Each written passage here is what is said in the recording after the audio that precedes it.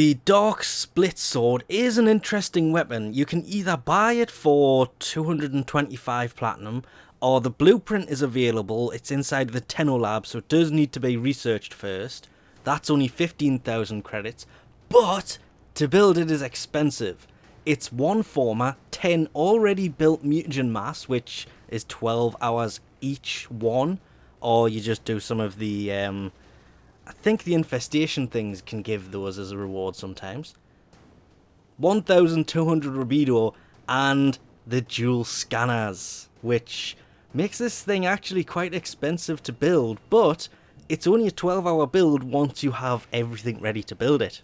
This is actually quite a unique style of weapon, and it's weird because comparing it to the Dark Dagger or the Dark Sword is a waste of time. The best thing I could actually think of for this would have been the dual heat swords, but the problem there, because the dual heat sword started life as the heat dagger and the heat sword, and I've been waiting for quite a long time for the combined dark sword and dark dagger to make the basically this thing. It is actually quite unique in the way that this thing works, because it uses 2 different stances at once. It can only use one. You can't use both at the same time, which would be rather messed up. But the base stats here are basically its heavy blade form. So you put that in there, you can see stats didn't change. But it's actually polarized for the dual sword stance, which, well, it takes off 5% crit chance, takes off 5% status, and takes off 15 base damage, which is radiation for this weapon. But the attack speed has not changed at all, despite the fact that now it no longer, if I take that off, looks like this, which is the heavy blade form of it. It now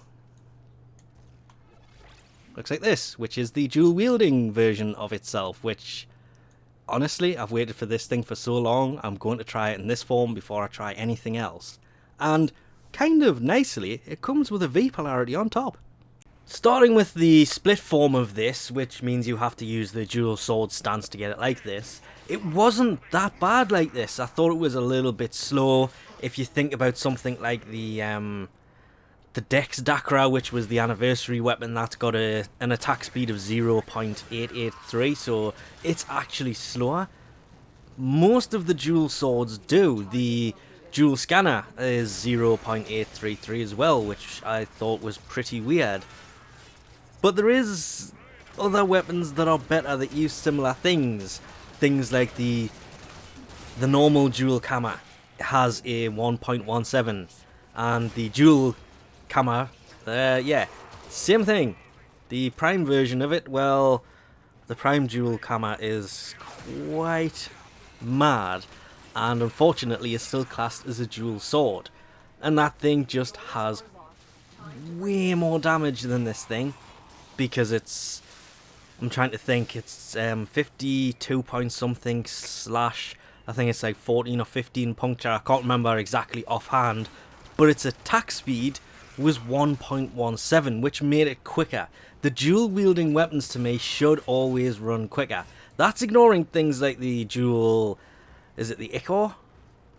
Then you've got the dual Zorin, which is, again, I think that's 1.17. Does do less damage, but so when it came to the dual swords, the dual sword side of this thing, I don't want to say it was a letdown. It was still pretty fun to play with, but just the fact that it's radiation only weapon kind of limited its usability. Then swapping over and throwing a heavy blade stance in here, things started to get really interesting, and all I did is I basically threw on this build, which is basically just, I threw corrosive on it. But the corrosive, once I swapped from dual swords to heavy blade, the corrosive went from a total of 624 with the dual swords to 768 with the heavy blade. Radiation went from 208 to 256. And the status went up, what, from 33% to 44%. It was a massive increase. And this is just the build I had on when I was doing this. That is not the kind of build that I would recommend. And I'll be honest, I was expecting this thing to be good in its dual stat form, or dual wielding form. It was fun at first. I mean, the first time I used it, my opinion on this was, well, this was a bit of a letdown, but that's because I forgot to put any mods at all in it. Once I did put some mods in it, it wasn't that bad. But again, it all comes down to the fact that because it's an elemental only type weapon, it's kind of a letdown on certain missions, and it can leave you wanting for a lot more damage. But its heavy blade form kind of countered that with a lot more damage. I've been told a few times this thing has a passive that will knock enemies back, kind of like that is. The way it kind of stuns them for a second. And yeah, the clever people here would notice I'm using the ceramic dagger and still getting that weird stutter effect. That happens every time you hit them with any melee weapon. It's just the ceramic dagger was the weakest thing I could find, and it's still taking out these level 50s insanely easily for some reason. So I kind of quickly threw a crit build on this thing, and I was not disappointed with this on the crit. It seems to be better. I mean, for those keen-eyed people who notice the difference here, when I was trying it with status, I had Weeping Wounds, which is plus 45% status chance, with body count. Crit, kind of the similar thing, but it's Blood Rush with body count.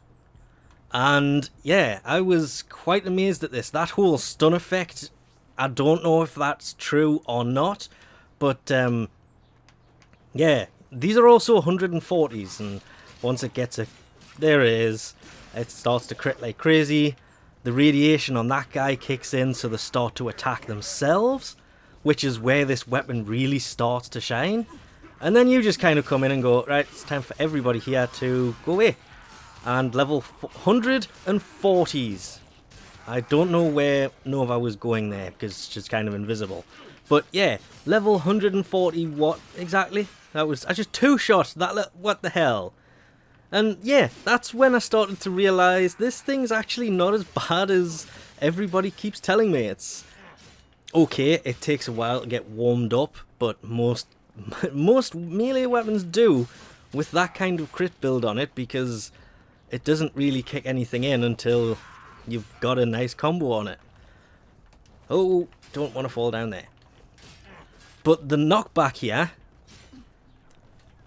it happens on all melee weapons. I don't see why people are telling me, because it's not just the one person, because they kind of called us stupid because I disagreed. I don't know if it's true, if this thing's meant to have some weird passive where it causes a knockback or not, but if it does, I don't see it, because that's the same animation when I was hitting them with the ceramic dagger before, which, well, it's a much worse weapon than this thing is. Alright, taking bets. Which one's going to win? Oh. Oh! Yep. Both of them.